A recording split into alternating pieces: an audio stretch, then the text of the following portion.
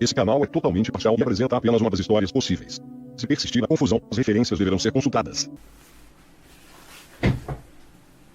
Olá, meus amores.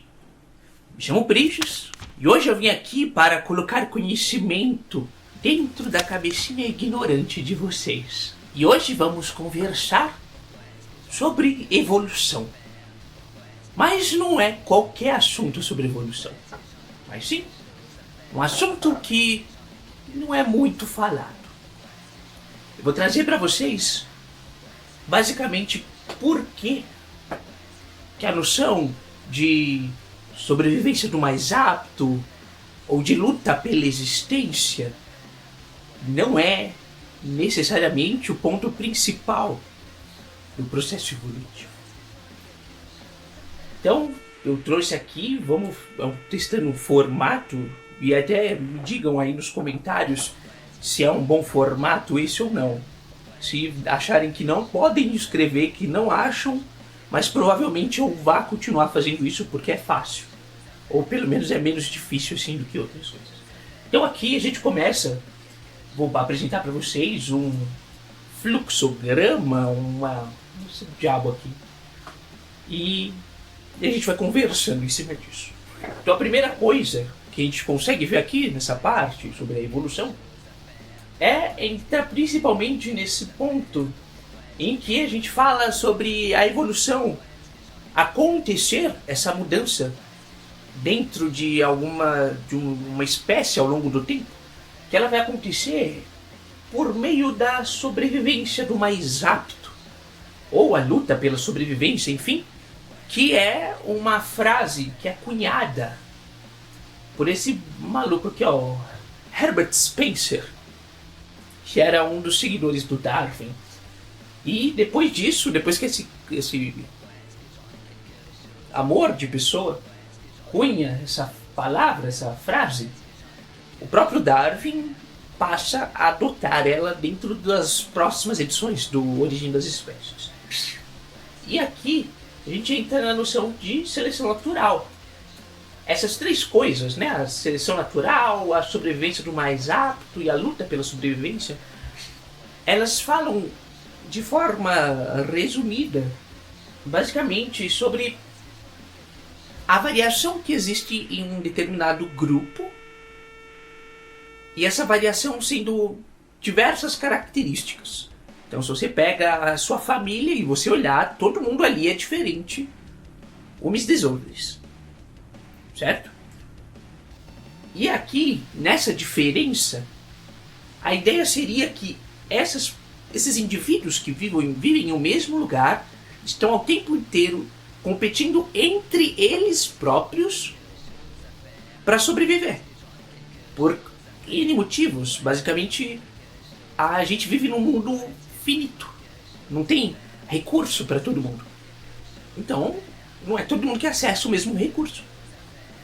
E por conta disso, aquelas pessoas que estariam mais aptas ou mais adaptadas àquele ambiente, e aqui adaptada não é num sentido de que o corpo da pessoa vai se adaptar para aquilo, mas sim no sentido de a pessoa nasceu com aquele indivíduo nasceu com aquela característica, e aquela característica ela acaba sendo mais vantajosa para esse indivíduo, obviamente já que é ele, né? Mas essa característica faz com que aquele indivíduo viva mais naquela determinada situação. E isso, tudo o que eu disse, que é basicamente essa noção de seleção natural, de forma bem resumida, ela vai entrar nessa ideia dessa relação entre a evolução e o próprio individualismo.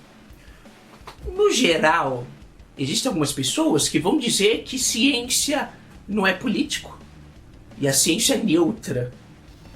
Então é isso, enfim, tem essa galera. E aqui, justamente nessa noção toda do Darwin, eu vou mostrar para vocês como isso é a maior balela do mundo. Depois de um monte de balela, mas é uma grande balela. E aqui a gente vai começar. Então, que nem eu falei para vocês, isso tudo vai começar, obviamente que o Darwin, primeiro de tudo, não é nem a primeira pessoa a falar sobre evolução. E nem a primeira pessoa que vai falar sobre seleção natural. Provavelmente a primeira que deu esse nome, mas enfim. Ele vai fazer isso nesse livro, On the Origin of Species, a origem das espécies. Aí tem o nome que é esse aqui. Ai, eu coloquei na minha bunda, peraí. Achei. Então aqui, esse calhamacinho que é a origem das espécies do Charles Darwin. E aqui ele vai apresentar pra gente basicamente esse conceito de seleção natural e a forma como as espécies, como se entende que essas espécies surgem e vão se desenvolvendo ao longo do tempo. E isso tudo começa dessa ideia de ser algo neutro, algo puro, algo qualquer coisa assim. Ela começa errada principalmente porque Charles Darwin é um ser humano. E o ser humano, todos os seres humanos, de forma geral, criam a sua personalidade, a sua forma de interpretar o mundo, partindo do meio em que eles vivem, em que cerca esse indivíduo. E aqui, nós temos um contexto histórico para o Darwin. Que nesse período em que ele estava escrevendo, e muito antes do que ele escreve, a gente tem, dentro da Europa Ocidental e da América do Norte especificamente, uma redução de toda a complexidade para uma visão individual, uma visão individualista. E aqui a gente tem 3 autores que acabam sendo importantes para isso e que vão levar o Darwin a interpretar as coisas dessa forma, o Darwin e as outras pessoas que viviam nesse período. O primeiro é o Adam Smith, que em 1776 publica o The Wealth of Nations. E aqui nesse livro ele vai falar basicamente sobre como as organizações complexas podem ser compreendidas partindo de um interesse próprio ou da maximização do bem-estar próprio. Então, basicamente, aquela noção de que o Estado, uma organização, ela vai existir porque existem pessoas que estão em busca do próprio bem e elas se reúnem e é isso. A próxima pessoa aqui é o Thomas Malthus, nesse An Essay of Population, de 1798, em que ele vai falar basicamente sobre como a população humana, e o próprio Malthus já fala isso nesse ensaio, de uma forma mais geral, incluindo os animais não humanos. Então aqui ele vai falar sobre como os recursos crescem em uma progressão aritmética e as populações crescem em uma progressão geométrica. Isso quer dizer que os indivíduos crescem de forma muito mais rápida do que os recursos que existem ao seu redor. Dessa forma, chega um ponto em que não existe recurso para todo mundo. Então aqui vai ter uma competição, aqui vai ter essa competição e essas pessoas vão lutar para conseguir esses recursos. E essa noção, ela é bem preocupante, principalmente porque muitas pessoas usavam isso para justificar coisas horríveis, como falar que pobre tem que morrer e aí os melhores vão sobreviver, enfim. E é aqui que o Darwin vai pegar essa noção da luta pela sobrevivência e isso vai dar origem ao que a gente conhece como seleção natural. Tá perdido aqui em cima. O último é o Thomas Hobbes. Thomas Hobbes, no livro Leviatã, de 1651, ele vai falar basicamente 2 coisas. A primeira é como a sociedade é naturalmente egoísta. E se você não tem um conjunto de regras que impeçam isso, essa sociedade vai cair no que ele vai entender que é a forma natural, que é uma forma caótica e violenta. E, de novo, esses 3 autores vão fazer com que o Darwin e outras pessoas desse período cheguem nessa noção mais individualista sobre a origem das espécies. Só que Darwin não foi a última pessoa que falou sobre evolução, da mesma forma que não foi a primeira. E aí a gente vai ver aqui basicamente outra forma que a gente entende como a gente chama de simbiogênese. A simbiogênese, ela vai falar basicamente sobre o surgimento de novas espécies partindo da interdependência evolutiva de 2 ou mais espécies anteriores. Então essa noção de que espécies novas surgem quando mais de um indivíduo de espécies, na verdade, mais de uma espécie, acaba por N motivos ficando interdependentes. Aqui a gente vai ter a primeira palavrinha, a parte da palavra, né, que é o símbio, que vem de simbiose. Simbiose é uma palavra que já se usa há muito tempo, mas a primeira pessoa que vai usar essa palavra para especificar parte da natureza, de forma que a gente entende hoje como parte da biologia, é esse rapaz aqui, que é o Patrick Getz, que era um escocês. Em 1880, nessa década, ele estudava anêmonas verdes gigantes. Vocês podem ver, tem a palavra verde. E esse verde vem justamente porque dentro do corpo dessa anêmona existem algas verdes. E tanto as algas quanto o corpo desse indivíduo acabam existindo de uma forma cooperativa. E aí ele vai falar justamente disso, sobre como essas espécies são simbióticas, como elas estão interdependentes uma da outra. E aqui, esse não foi um dos primeiros que vai falar dentro da biologia, mas ele não foi o último. E mesmo nesse período individualista, existiam outras pessoas falando sobre isso. E, principalmente, na década de 1910, com diversos cientistas russos. Então, vejam bem, isso aqui antes de Revolução Russa, enfim, ou qualquer outra coisa que o valha, esses cientistas partiam de um referencial diferente daquele da Europa Ocidental e das Américas.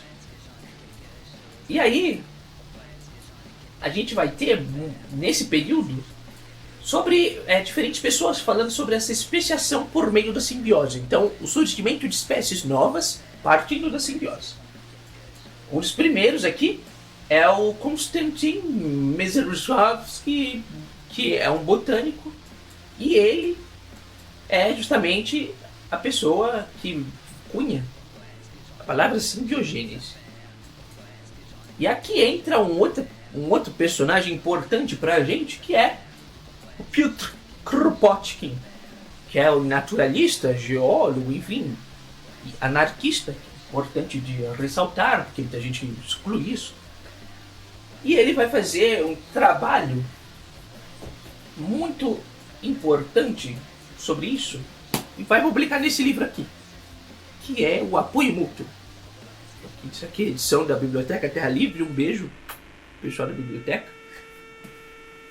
E aqui o Pedrinho Kropotkin, ele vai falar basicamente sobre a experiência dele existindo, sobrevivendo, e vivendo basicamente na Rússia, e ele não percebeu essa luta entre os animais da mesma espécie que é dito na origem das espécies e é dito por outras pessoas, outros naturalistas. E aqui, basicamente na Sibéria, então, tem vocês, na parte da Rússia, e ele vai ver, na verdade, várias formas de cooperação que tanto grupos de pessoas como grupos de animais precisavam para continuar vivos, para continuar existindo. E aqui entra o apoio mútuo. E o Kropotkin, assim como outras pessoas, vai falar basicamente sobre como esse apoio mútuo ele acaba sendo o fator evolutivo mais importante do que a própria luta pela existência, pela sobrevivência, enfim. Ele acaba mais interessado em como essas relações, tanto intra-específicas como interespecíficas. Intra, então, dentro de uma mesma espécie, e interespecíficas entre espécies diferentes, que vão atuar de uma forma em que as auxilia na sobrevivência nesses invernos da Sibéria. E aqui uma coisa que ele traz, que é muito importante, é a noção de que a maioria dos animais vivem em sociedades. E essa seria a melhor forma, a melhor arma na luta contra a vida. Não, tá esquisito isso aqui. Na luta pela vida. Então seria a melhor arma na luta pela existência, para continuar vivos. E aí agora a gente sai e chega mais próximo dos dias de hoje. A gente vai entrar numa grande autora, que é a Lynn Margulis, que vai continuar o trabalho do Kropotkin, obviamente, e citando da mesma forma que parte de outros referenciais também, não sendo só o próprio Kropotkin, mas essa noção toda de apoio mútuo faz parte do trabalho dela. Só que ela acrescenta mais e fala sobre como esse apoio mútuo, sobre como essas simbioses vão ser parte essencial da história da vida. E ela estudou basicamente sobre algumas relações evolutivas, várias relações evolutivas, na verdade, entre micro-organismos e outros micro e macro-organismos. A primeira coisa que a gente pode trazer aqui do trabalho dela é justamente essa noção de que os organismos eucarióticos, que seriam basicamente aqueles organismos com organelas membranosas, com núcleo, com mitocôndria, com cloroplasto, ela vai falar basicamente sobre como esses organismos surgem a partir das associações simbióticas entre diferentes procariontes, que seriam organismos menos complexos, como as bactérias hoje em dia, ou as árqueas também. Isso tudo ela não tirou da bunda dela. Não. Ela continuou o trabalho de Ivan Volin da década de 1920 também. E como é que se deu esse desenvolvimento desses organismos? Então, o primeiro que acontece aqui seria uma simbiose entre procariontes e procariontes que vão dar origem aos primeiros eucariontes. E aqui existem diferentes provas e diferentes fatos que mostram isso. Desde, por exemplo, dentro das células, a gente tem alguns organismos, dentro da célula, a gente tem algumas organelas membranosas que possuem um próprio material genético, um próprio DNA dentro delas. Que seriam basicamente os cloroplastos nas plantas, nas algas verdes, enfim, diferentes, alguns animais também. E a gente tem também então, o cloroplasto, que é uma organela responsável pela fotossíntese, e as mitocôndrias responsáveis pela respiração celular. E esse material genético é muito próximo do material dos organismos procariontes que estão vivos hoje. Então, já é uma dessas provas. E aí, ao longo do tempo, a gente teve outras simbioses entre eucariontes e procariontes, que vão dar origem a organismos eucariontes mais competitivos, e por fim, a simbiose entre eucariontes e eucariontes, que vai dar origem à vida multicelular. Então aqui a gente tem nesses autores basicamente essa noção de que A evolução não se dá apenas pela luta entre os indivíduos de uma mesma espécie. Não é apenas assim que os organismos evoluem ao longo do tempo. E a vida, como a gente entende, basicamente existe por conta de ações de apoio mútuo, ações simbióticas. E é isso. Esse foi o conhecimento que eu trouxe para vocês hoje. E se vocês quiserem saber mais sobre isso e coisas do tipo, já tem esses 3 livros aqui que citei para vocês. Então, Origem das Espécies, o Apoio Mútuo, e aqui no caso, né, o Planeta Simbiótico, da Margulis, que são fontes importantes para isso. Até também aqui vai entrar outras noções que eu quero trazer em vídeos futuros. A gente tem também aqui, do mesmo que vocês olharem aqui em cima, né, o Evolutions Other Narrative, que é outra narrativa da evolução, que é o artigo que eu peguei boa parte desses trabalhos, dessas informações aqui. Então, aqui as referências estão na descrição. Então é isso. Me digam o que acharam desse novo formato de vídeo e sobre assuntos que vocês querem que eu traga aqui para vocês de forma séria e completamente científica. Então, tchau.